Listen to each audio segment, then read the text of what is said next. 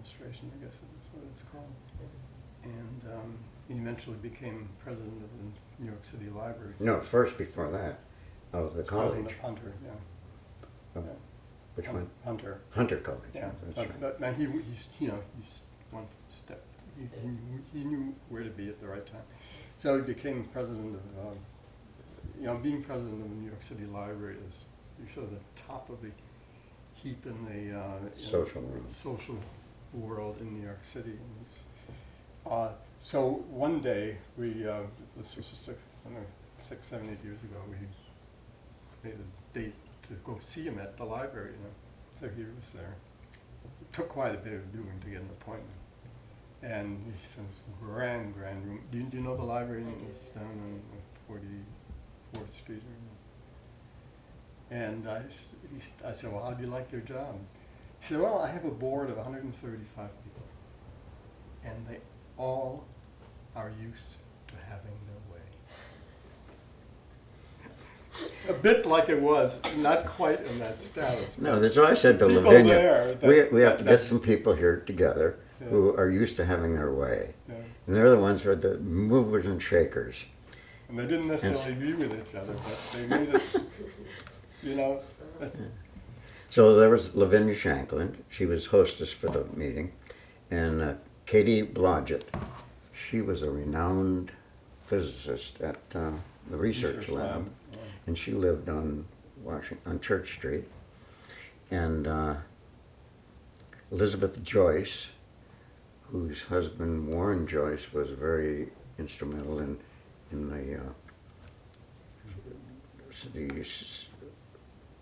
Historic Society activities. But her husband, her father was, She was a Cruzy. yeah. And the Cruzys and the Edisons Ran were General like this. Yeah. And so she could speak her way. And there's Ellsworth and Dorothy Langdon. They lived on Front Street. And Gertrude Nayland. There were 3 Nayland sisters, who none of them married. And they lived in one of the big houses on Church Street. Washington Avenue, across from the Historic Society. That's right. And her family also went way back. Not apparently her mother's family. And Jim Gilliland, he was a painter. He Taught at the and Alice and Nick Colangelo. Okay. They're there. Now, did you make a list of important people and approach all these people and ask them to be part of these? Well, she knew them better than I, too. I'd only been here a year. And and then Ann and Bob George. Who do you think should join us? If they join, we'll get our kind to join. And John Bradbury, who Yeah. his wife just died a year and a half ago. And he was a professor at Union College.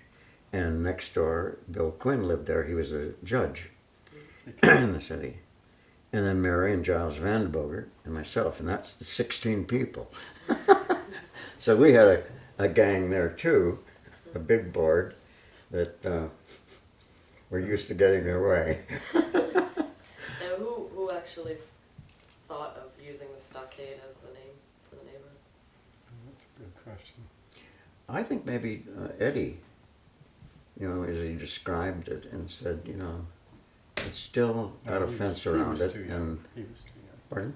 Eddie Vanderbilt? Yeah. No, he was a kid. He was a He was a kid. teenager. Well, but we used to talk about it, and he had that idea, I think. We took him to Albany once for some exhibit. Oysters.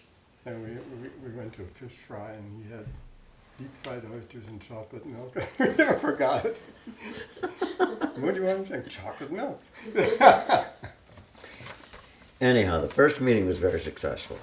And we decided what the boundaries would be, and that there'd be a $1 each person initiation fee.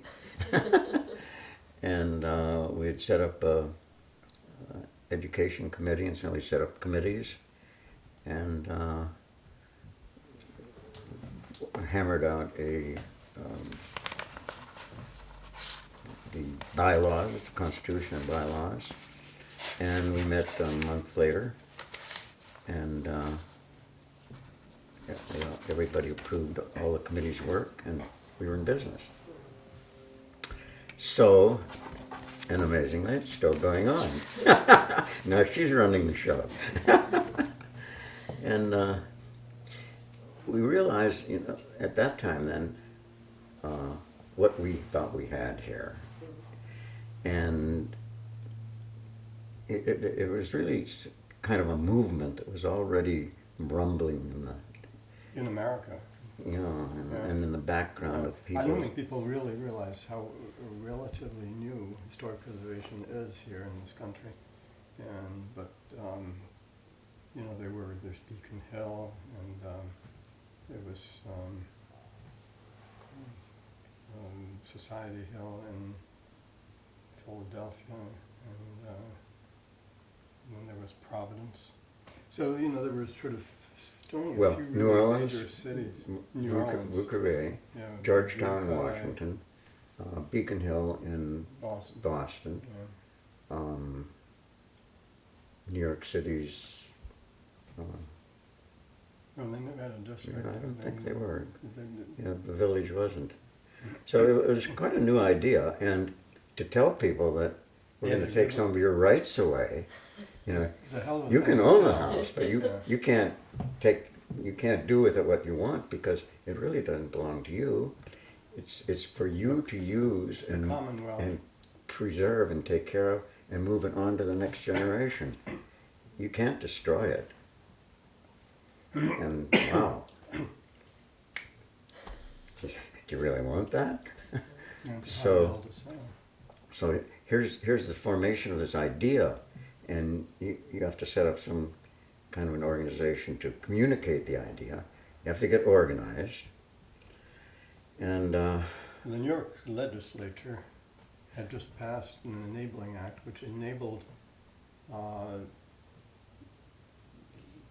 the municipalities that's to right. amend their zoning ordinances with limitations of an historic district. Because it was deciding, how would you implement limitations? Well, let it come through the building inspector and the zoning. Go ahead. You want a glass of water? Well, so I went to Albany and researched it and found the thing, and it outlined what municipalities could do and how they could create a law, and it would become part of New York State operative laws. So we thought, well, how are we going to get everybody here to do something like that? So we have a little organization now, 16 people. We have to organize and get a real membership going. So And sell. we did that, and we said, well, how do you get out the information? And How do you propagate the faith? a year after we had the organization formed, Werner designed all the artwork. You'll still see his name on the back of the spy that says original Yeah, Sylvie does go on. whatever. And Werner and our secretary had a rolling drum mimeograph machine. Yeah. And we put this thing together. That was the first copy of the Stockade Spy. And that was in, here I wrote it down. 16. Okay, here we're going January of '61.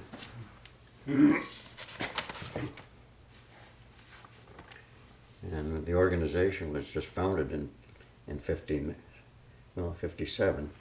Okay, I guess what happened here is I became president then. There were two presidents that succeeded me. And again, Katie Blodgett, who was this famous, renowned scientist, was given the job to organize a committee and select officers for the organization. So she recommended Ferris Copper, which is a strange name because Ferris means steel, and copper is copper. But Ferris Copper was a long-time resident. He was some chief monkey monk in General Electric, and he lived here. And he lived on Union Street in one of those row houses, I think, the first one. And so she recommended, she put his name in as president, and he was elected. And then he dumped his wife, forget and that. she was very friendly to us. She loved us dearly. So when we moved our office to the carriage house at 217 Union Street, she came over across the street with a bottle of champagne. Just another big community recognition. It was charming. So I guess the first thing I did, I mean, I'd only been here a year, and here we had an organization already, and I was elected president then after Copper, and then Werner designed the mastheads and all the artwork, and our secretary and he cranked out the Stockade Spy. So we went to, I don't know why we did it green, maybe that's the only ink we had at the time. Green was just That as was a politically correct then as it is now. But then we wanted to bring everybody into this idea of what an historic district was and how important it was. So here's a little kid's drawing that he did for the cover of the Stockade Spy. And there's two of them, Neil Dunham and David Mills. And this is the cutest darn thing. It's called Arthur's Market. And if you look at it, it is Arthur's Market and all the things that go on down there. Yeah, I can't remember those kids. No? Well,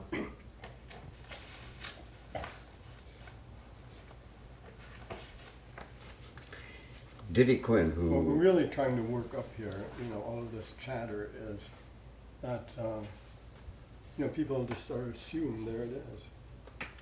But it wasn't that way always. Yeah. And you sort of It wasn't giving possible. a sort of a sociological and human historic background to the whole schmear and how that happened. well, Diddy Quinn, who was Judge Quinn's wife, organized a group, and they published this little booklet called Six Belts of Wampum.